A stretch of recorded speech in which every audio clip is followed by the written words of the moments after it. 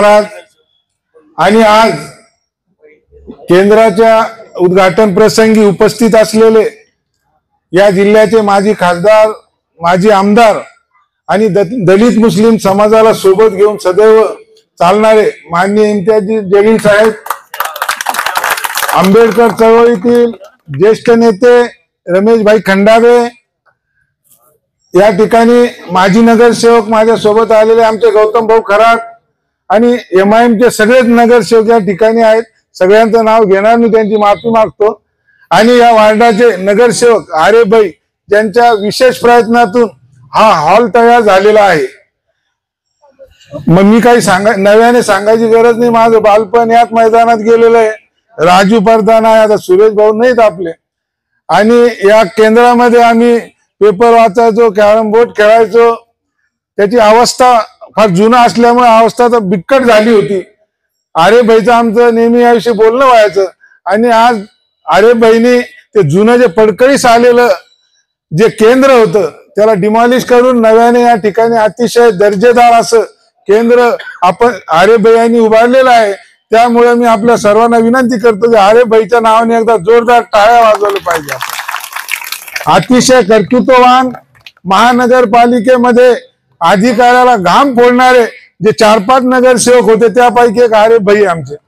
आम्ही सगळे वेगवेगळ्या पक्षातून जरी निवडून आलो असलो तरी महापालिकेमध्ये आम्ही सगळे एकत्र येऊन अधिकाऱ्यांची सळोकी पळो त्या ठिकाणी पळता भुई थोडी करायचो आणि आपल्या वसाहतीमध्ये विकास निधी आणण्याचा प्रयत्न करायचो. आणि महानगरपालिका जेव्हा हातगाईला आलेली असायची तेव्हा आमचे इम्तियाज भाईकडे आमचं हे निवेदन असायचं. माझ्या वार्डामध्ये या ठिकाणी मी आवर्जून सांगतो, इम्तियाज भाई जलील यांनी 2 ते 2.5 कोटीचे रस्ते बनवण्यासाठी मला निधी दिलेला आहे. जे महापालिकेला शक्य नव्हतं ते त्यांनी, आणि प्रत्येक दलित वस्तीच्या नगरसेवकांना त्यांनी निधी दिलेला आहे.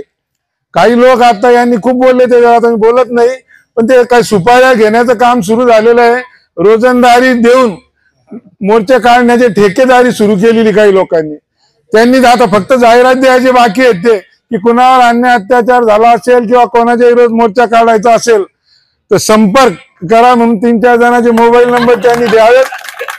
आणि 2-2 हजाराप्रमाणे माणसाचे पैसे घ्यायचे समोरच्याकडून आणि 200 गरीब आपल्या माय मावल्यांना फसवायचं आणि त्यांना द्यायचे.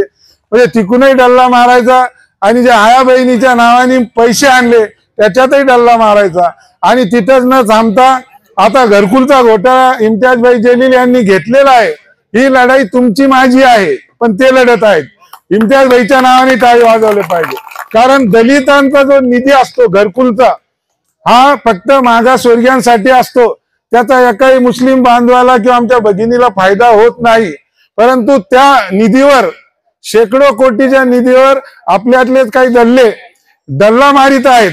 आणि त्यांना त्यापासून वंचित करण्यासाठी, त्यांना थांबवण्यासाठी यांनी इम्तियाज भाई यांनी मोहीम हातात घेतलेली आहे.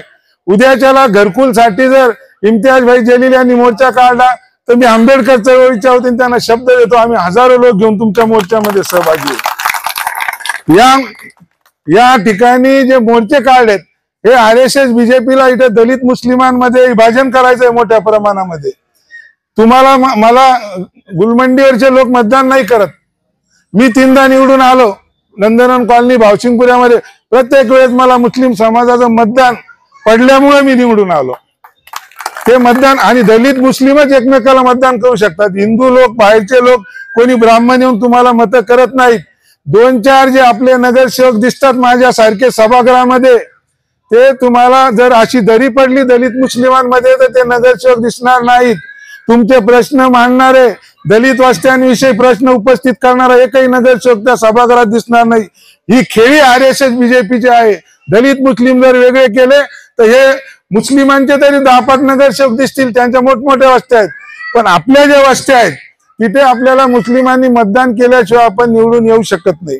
मग दलितांचे जे नगरसेवक आहेत तिथे येऊन भांडतात.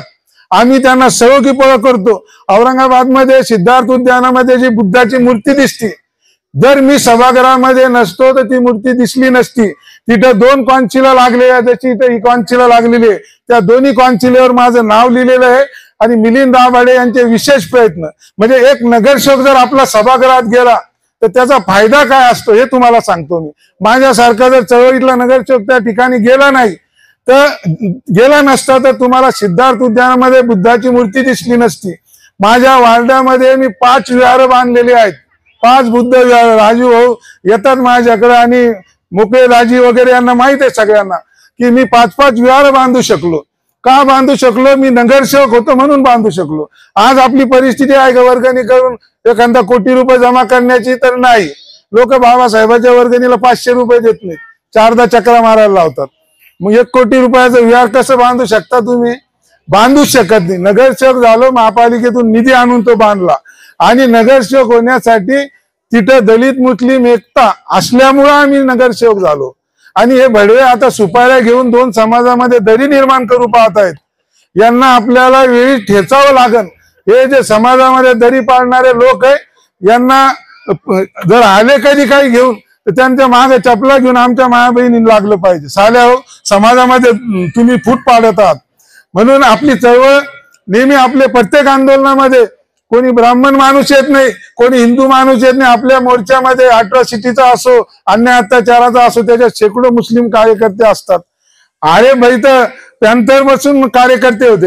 MIM आल्यानंतर ते इम्तियाज भाईच्या नेतृत्वाखाली गेले तिकडे, परंतु आरे भाईची पुरी हयात आंबेडकर चळवळीमध्ये गेलेली आहे.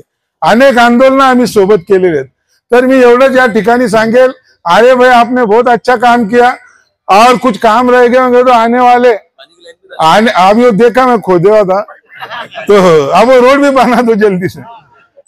तो थोड़े बहुत कुछ काम रहे होंगे तो अभी आने वाले चुनाव के बाद आपको करना है वो. हाँ, और अरे भाई याला डिमॉलिश करून येणाऱ्या बॉडीत आता निवडून पाठवा त्यांना. हा बस, ते आपण सगळे काम करून घेऊ आणि या वस्तीचा विकासही करू आणि 2 समाजामध्ये तेढ कशी होणार नाही याची काळजी घेऊ आणि आपण सगळे एकत्र येऊन, दलित मुस्लिम सगळे बांधव एकत्र येऊन औरंगाबाद मधल्या सगळ्या समस्याची लढू. इम्तियाज भाई आपका और एक बार शुक्रिया. हमारे घरकुल का जो निधि चोर खा रहे थे उसको रोकने का काम मेरे ख्याल से आपने सिर्फ निवेदन दिया तो आधा काम हो गया है. हाँ, बहुत बड़ी ज्यादा भट्टी हुई है तो और वो पूरी फाड़ के रख दो, हम आपके साथ है. चला, सर्व माता भगिनींना जय भीम. मला खूप चांगलं वाटलं. जुन्या आठवणी सगळ्या डोळ्यापुढे आल्या. इथेच आमचा दिवस जायचा सगळा, या केंद्रात आम्ही राहायचो. अरे भाई त्यावेळेस यायचे माझ्याकडे आम्ही. अरे भाई राजू तिथे दुकान होती आत्याची, ते फरताळ मध्ये आम्ही बसायचो. आमचे द्याडे ताई ऐकू आले इथून. सुमनबाई माझी बहीण मोठी बसलेली, सगळ्या माता भगिनी आहेत. चला बरं वाटलं. अरे भाई आपकी वजह से ऐसी गुफ्तगू हुई. यहाँ आके हमने कभी भाषण करने की कोशिश नहीं की है. हमको लगता है कान पकड़ ली कोई उल्टी आके बोल रहा क्या बोल के, इसलिए हमने कभी भाषण नहीं किए. हम इनके बच्चे हैं, यहाँ ही बड़े हुए. मेरी ये जन्म भूमि है ये शाहबाजार. तो बहुत अच्छा लगा. अरे भाई और कुछ बाकी के काम होंगे तो मैं हमारे सब बस्ती के लोगों की तरफ से आपको बोल रहा हूँ, वो कर दो. कहीं रुका होगा तो हम सब साथ जाके आयुक्त की ऐसी तैसी करके वो काम मंजूर करा के लिए. चलो, जय भीम, आदम.